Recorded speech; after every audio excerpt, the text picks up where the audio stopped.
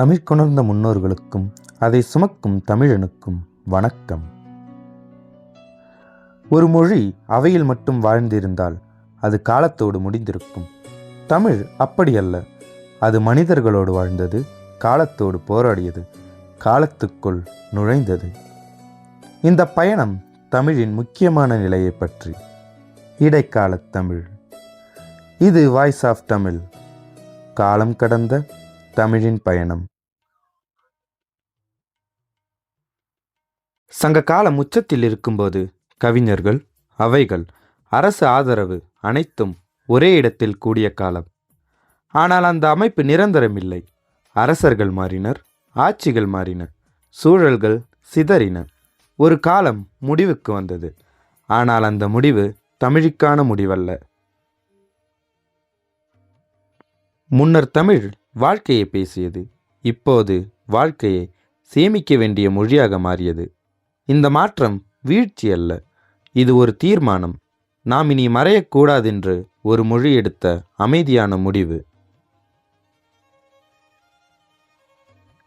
இடைக்கால தமிழ் என்பது ஒரு காலப்பெயர் மட்டுமல்ல, அது ஒரு பொறுப்பு. சங்க காலத்தின் செழுமையும் அல்ல, இன்றைய பேச்சு தமிழும் அல்ல. இரண்டுக்கும் இடையில் காலத்தின் சுமையை தாங்கிய ஒரு இடைநிலை. இந்த இடைநிலை இல்லை என்றால் தமிழ் தொடர்ச்சியற்ற நினைவிலாக போயிருக்கும்.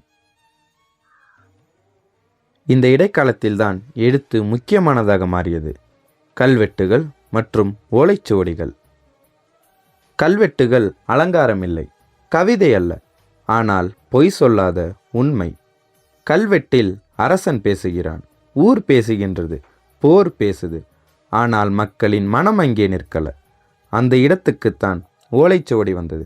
ஓலைச்சுவடிகள் அரசனுக்காக இல்லை, அவை ஆசானுக்காக, மாணவனுக்காக, மக்களுக்காக. ஒரு காலத்தில் ஒரு கவிதை, ஒரு தத்துவம், ஒரு மருத்துவம் ஒரு ஓலையில்தான் உயிரோடு இருந்தது. கல்வெட்டுகள் கல்லில் எழுதப்பட்டவை, அதனால் நிலச்சிதறலையும் தாண்டி நிற்கின்றது. ஆனால் ஓலைச்சுவடிகள் அப்படியல்ல, இலையில் எழுதப்பட்டது, அதனால் காலத்துக்கு பயந்தது. மழை, பூச்சி, அக்கறையின்மை, அழிவு. இதனால் தமிழ் பல ஓலைச்சுவடிகளை அமைதியாய் சாகவிட்டது. இன்றைக்கும் ஒரு ஓலைச்சுவடி கையில் கிடைத்தால் அது பழைய காகிதம் அல்ல, அது ஒரு காலத்தின் கடைசி மூச்சு. கல்வெட்டுகள் தமிழின் முதுகெலும்பு, ஓலைச்சுவடிகள் தமிழின் நரம்புகள். இரண்டும் இல்லை என்றால் தமிழ் ஒரு மொழி அல்ல, ஒரு நினைவு சின்னம் மட்டும்தான். தமிழ் பேசப்படுவது மட்டும் போதாதென்று இந்த காலம் உணர்ந்தது. ஓலைச்சுவடிகள் பெரிய சத்தம் போடவில்லை, ஆனால் அவை மொழியின் உயிரை தாங்கின. ஒரு சொல், ஒரு வரி, ஒரு கருத்து, எல்லாமே கையால் எழுதப்பட்டு காலத்துக்கு ஒப்படைக்கப்பட்டது. இது புகழுக்கான வேலை இல்லை, இது பாதுகாப்புக்கான வேலை. பழைய வரிகள் எப்போதும் தானாக புரியாது, காலம் மாறும்போது அர்த்தமும் மாறும். அதனால் உரைகள் தேவைப்பட்டன. உரையாசிரியர்கள் கவிஞர்கள் அல்ல, அரசர்கள் அல்ல, ஆனால் தமிழ் புரியாமல் போய்விடக்கூடாதென்று நினைத்தவர்கள். அவர்கள் இல்லை என்றால் நாம் இன்று சங்க இலக்கியத்தை வாசிக்க முடியாது. மாற்றங்கள் பல வந்தன, புதிய சொற்கள், புதிய கருத்துக்கள், புதிய சூழல்கள். ஆனால் ஒரு விஷயம் உடையவில்லை, தமிழின் இலக்கண அடித்தளம். தொல்காப்பியம் போன்ற சங்க இலக்கியங்கள் ஒரு பழைய நூல்கள் இல்லை, அவை தொடர்ச்சியாக பயன்படுத்தப்பட்ட ஒரு அடிப்படை. இவைதான் தமிழின் உள்வலிமை.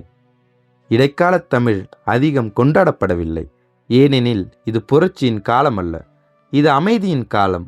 ஆனால் ஒரு மொழியை உருவாக்குவதை விட அதை காப்பாற்றுவதுதான் அதிக கடினம். இந்த காலம் அந்த பணியை செய்தது.